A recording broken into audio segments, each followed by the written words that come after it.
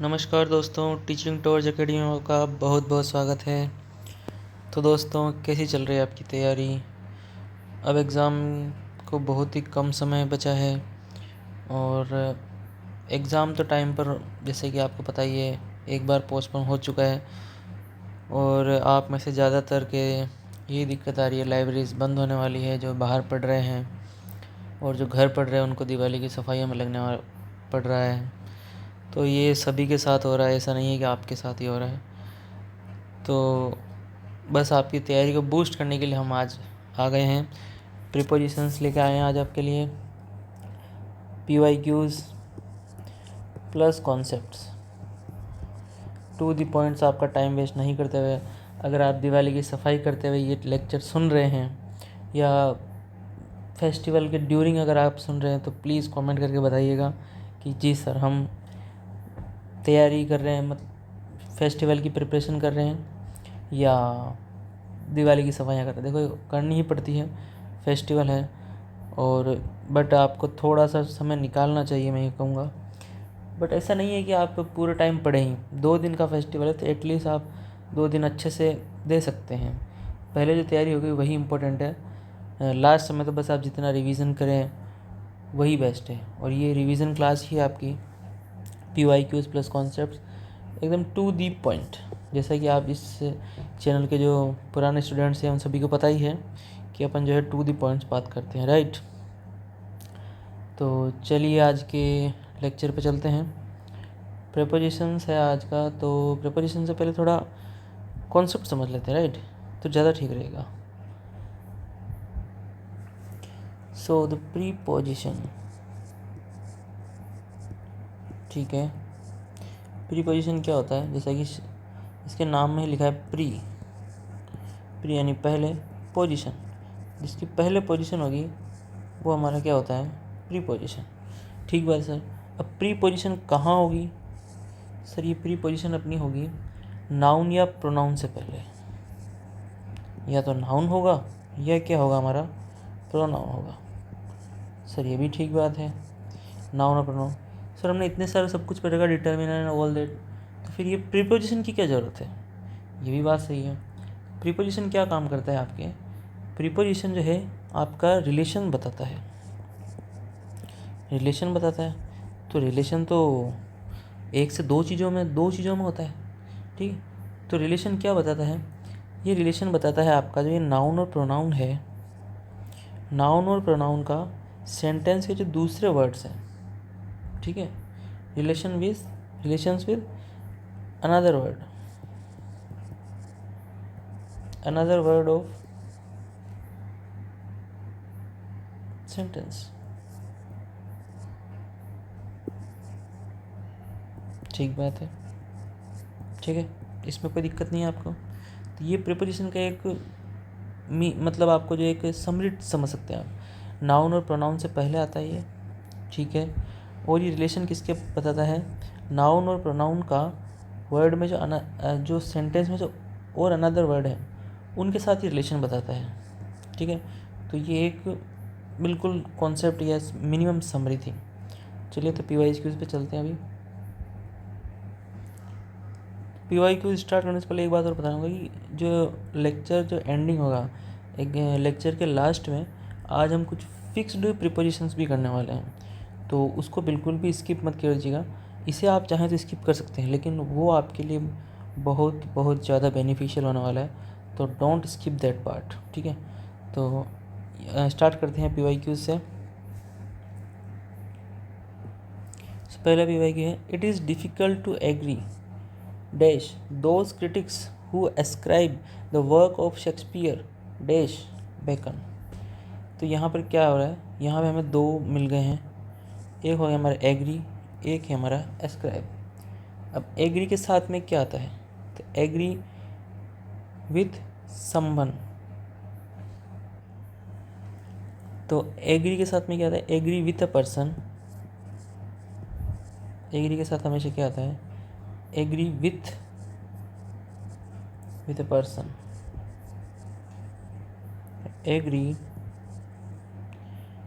Agree to a proposal. Very good. ठीक है, तो यहाँ पे क्या हो जाएगा, agree with those critics, those agree with peoples, ठीक है, तो एग्री विथ हो जाएगा यहाँ पर, ठीक है सर। द एस्क्राइब, एस्क्राइब के साथ क्या था, ascribe the work of Shakespeare to Bacon, यहाँ पर एस्क्राइब है, एस्क्राइब टू समवन, ठीक है, तो हमारा विथ और two is the right answer. With और टू कहाँ पर है, विथ और टू हमारा सी पर है। वेरी गुड, नेक्स्ट चलते हैं। आपको एक्टिव लर्निंग करते चलना है।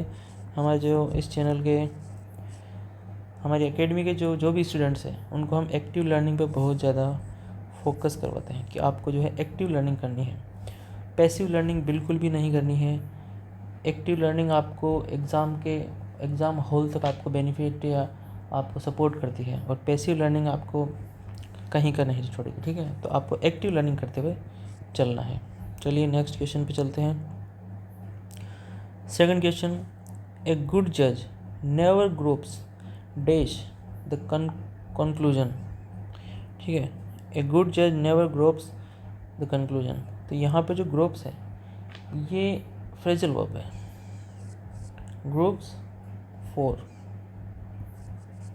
ये फ्रेजल वर्ब है, ठीक है, तो यहाँ पर सीधा सीधा आ गया आंसर हमारा A, groups for the conclusion, groups for the conclusion. इसका जो, इस सेंटेंस का जो सेंस क्या बन रहा है, ए गुड जज, ए गुड जज never groups for the conclusion, मतलब एक जो अच्छा जज है वो कभी भी कंक्लूजन के लिए जल्दबाजी या टटोलता है नहीं करता है, वो प्रोसेस फॉलो करता है कि उसे कंक्लूजन पर नहीं जाना है, उसे ट्रुथ जो है उसको फाइंड करना है, राइट। तो ए गुड जज never groups for the conclusion, ठीक है। नेक्स्ट क्वेश्चन पे चलते हैं। Third question, dash the game our opponent rescued flew dash her hand as a result of too much excitement, ठीक है, तो यहाँ पर जो है टाइम की बात हो रही है, ठीक है, the our opponent rescued flew of her hand, by her hand, above her hand, above नहीं होगा, बाय नहीं होगा, नहीं होगा, तो यहाँ पर दो जो प्रीपोजिशन है वो दो चीज़ों का है, time plus action, time plus action, यहाँ पर एक्शन की बात हो रही है और यहाँ जो है टाइम की बात हो रही है। टाइम में क्या आएगा, टाइम में आएगा during, during the game our opponent accused flu of her hand as result of too much excitement, ठीक है, तो यहाँ पर हमारा क्या आ जाएगा, right answer B. Next question पे चलते हैं। नेक्स्ट क्वेश्चन है 4, finding myself short dash money I wrote dash my uncle dash help, तो यहाँ पर आएगा short, wrote, help, so the short in no, short with no, short of, so short of होगा, short of money, ठीक है, इसे क्या मतलब होता है, short of का मीनिंग क्या होगा यहाँ पर, lack of money,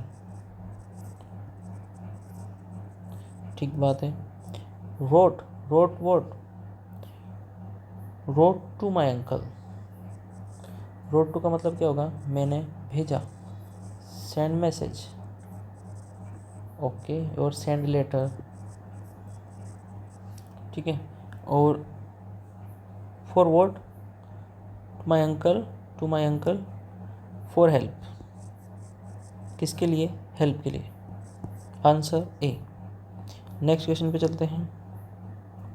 it is the grasping of power combined dash the thirst dash fame which constitutes ambition, यहाँ पे दो चीज़ों को फोकस करना है, पहला है combined and the second one is thirst, ठीक है, so the combined and thirst, combined के आफ्टर कंबाइंड क्या यूज़ में लेंगे हम, कंबाइंड ऑफ नहीं होता है, कंबाइंड फॉर भी नहीं होता है, कंबाइंड विथ होता है। यहाँ पर दो आंसर जो है हमारे मैच हो रहे हैं। कंबाइंड विथ का क्या मीनिंग होता है? कंबाइंड विथ का मीनिंग होता है आपका, इसे हम बता सकते हैं जैसे कि जोड़ना, ठीक है, जॉइंड और मिक्सड समथिंग, ठीक है, तो कंबाइंड विथ, ठीक है। द थर्स्ट फोर आएगा या ऑफ आएगा, आपने आंसर कर लिया होगा। सो फिफ्थ में थर्स्ट फोर होता है, ठीक है। थर्स्ट फोर का मतलब क्या होता है? थर्स्ट ऑफ नहीं होगा। Thirst for fame which constitute ambition. Thirst for का मतलब होता है, थर्स्ट फॉर का स्ट्रॉन्ग डिज़ायर। आपकी स्ट्रॉन्ग डिज़ायर क्या है? सर हमें वीडियो मेंस एग्ज़ाम क्लियर करना है विथ रैंक होल्डर, ठीक है, और राजस्थान रैंक। अच्छी बात है। तो ये आपका क्या है? ये आपकी स्ट्रॉन्ग डिज़ायर है। और इसे craving for it, craving for video mains. तो ये ऐसे ऐसे करके आप अगर रिलेट करेंगे तो आपके आंसर गलत होने का कोई चांसेस नहीं है, राइट। नेक्स्ट चलते हैं सिक्स्थ क्वेश्चन पे। The few questions he asked were irrelevant dash the topic. Irrelevant in the topic? No. Irrelevant with topic? Irrelevant for topic? for topic तो नहीं होगा, with topic भी नहीं होगा, to the topic होगा। to the topic का क्या बन रहा है यहाँ पे? मतलब not connected. The few question he asked were irrelevant, मतलब वो कनेक्ट नहीं कर रहे थे। कनेक्ट किससे नहीं कर रहे थे? कनेक्ट हमारे जो टॉपिक से कनेक्ट नहीं कर रहे थे। That's why to the topic. Next चलते हैं सेवन्थ क्वेश्चन पे। Hundreds of villagers died.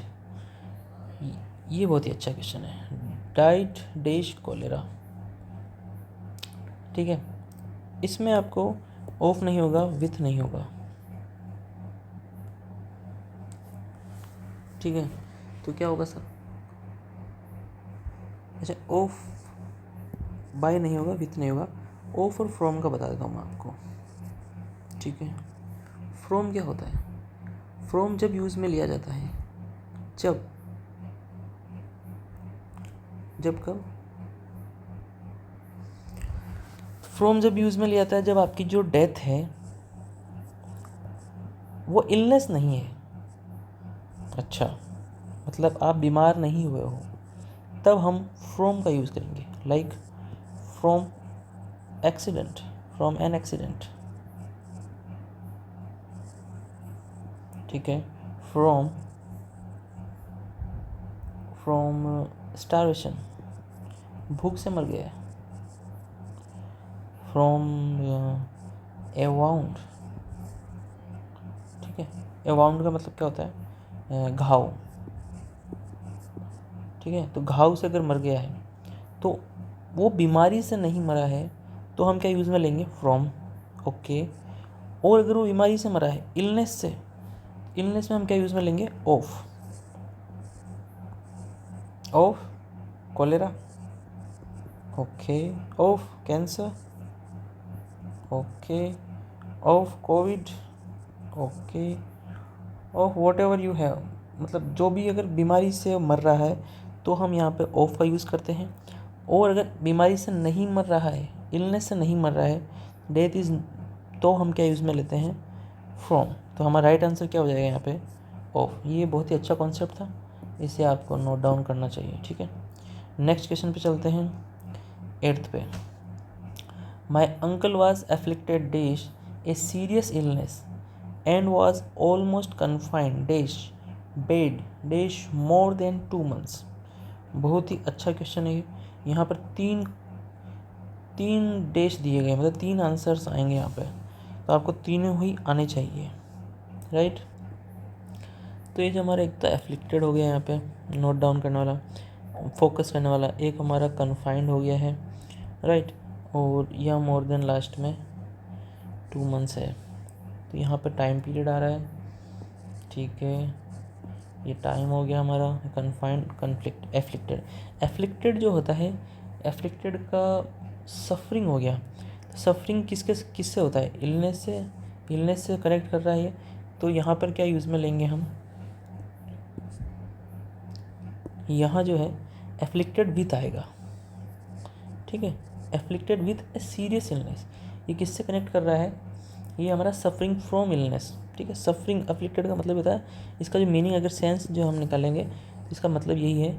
Afflicted with मतलब suffering from the serious illness and was almost confined, तो ये तो नहीं होगा, ये भी नहीं है।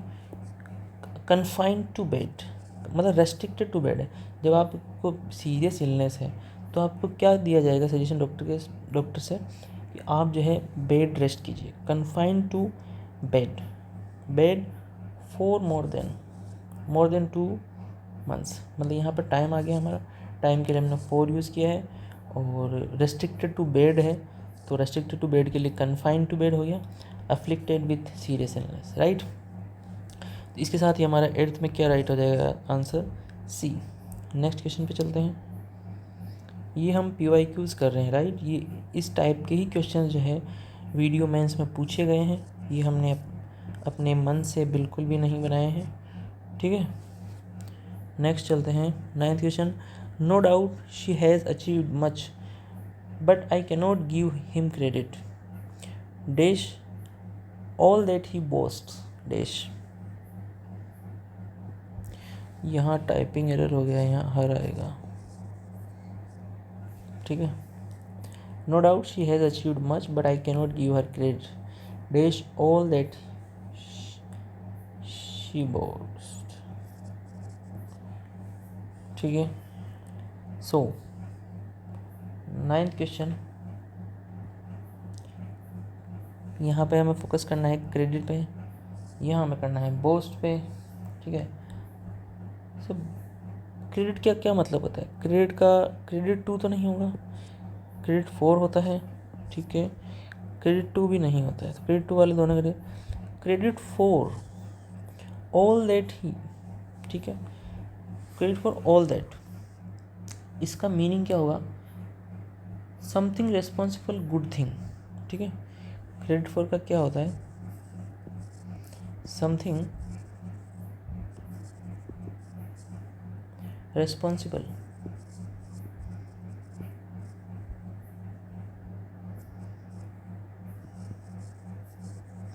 फॉर गुड थिंग, ठीक है। All that he boast, boast यहाँ पे क्या आएगा? ऑफ आएगा या इट आएगा? आंसर आपका कमेंट सेक्शन में आने चाहिए, राइट। तो यहाँ पे आएगा बोस्ट ऑफ। बोस्ट अबाउट भी हो सकता है, यहाँ पे अबाउट ऑप्शन में है नहीं तो बोस्ट ऑफ होगा, ठीक है।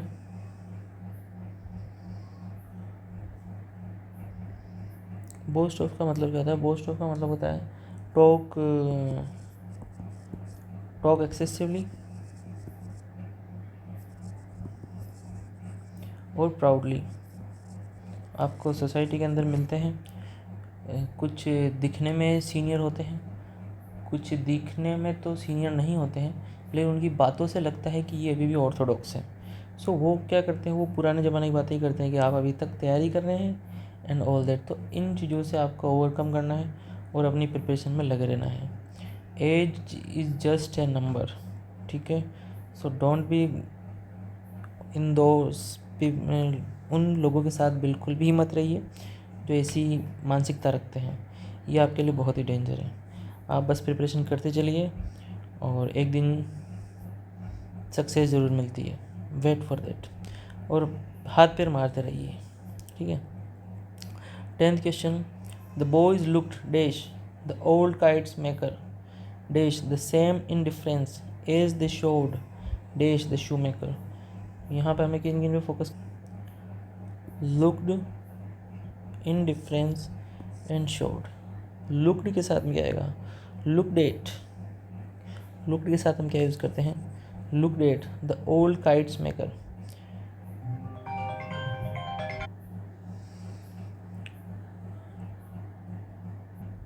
लुक्ड एट समवन हो गया है। इन डिफरेंस, इन डिफरेंस के साथ में हम क्या यूज़ करते हैं, इन डिफरेंस विथ, ठीक है। Indifference with as the showed, showed to whom, showed to the shoemaker, showed to the shoemaker. So 8 with 2, 8 with 2, yes, D is the right answer. Next चलते हैं 11th question पे। यहाँ पे जो है आपको एरर फाइंड करना है।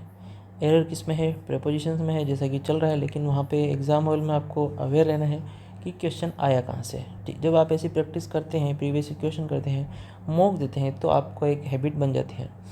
So the firm has been dealing with, यहाँ तक एक एरर है, आपको फाइंड करना है। A, luxury goods for more, B, than 2 decades, C, and the fourth is no error. ठीक है, सो एरर यहाँ पर है कहाँ, ये फाइंड करना है। The firm has been dealing with यहाँ हो गया हमारा। ठीक है, सो डीलिंग विथ कब होता है, डीलिंग विथ होता ही नहीं जब हम ट्रेड और बिजनेस की बात करते हैं। ट्रेड की बात करें या बिजनेस की बात करें, राइट। जब हम ट्रेड और बिजनेस की बात करते हैं तो ट्रेड इन आता है, डीलिंग इन आता है, तो विथ आ रहा है यहाँ पे, तो यही हमारा आंसर है। A is the right answer. यहीं पर एरर है, यहाँ पर क्या होना चाहिएगा, dealing in luxury goods for मोर। ठीक है, नेक्स्ट चलते हैं 12th क्वेश्चन। इसमें भी हमें एरर फाइंड करना है। You are welcome first to partake in, B, their light refreshment, C, and the fourth is no error, D. What is the right answer and where is the error? You are welcome, this is right. To partake in होता है क्या, partake in नहीं होता है, this is the idiom, right. और इस idiom में क्या होता है, पार्टेक ऑफ रिफ्रेशमेंट। ठीक है, पार्टेक ऑफ, यहाँ पे क्या आएगा, ऑफ आएगा, तो राइट आंसर क्या हो जाएगा हमारे यहाँ पे, पार्टेक ऑफ बी। नेक्स्ट चलते हैं 13 question. Using your cell phone, A, while driving is, B, beyond the law, C, no error. So where is the error? Using your cell phone, ये right है। While driving is beyond the law नहीं होता है, this is against the law होता है।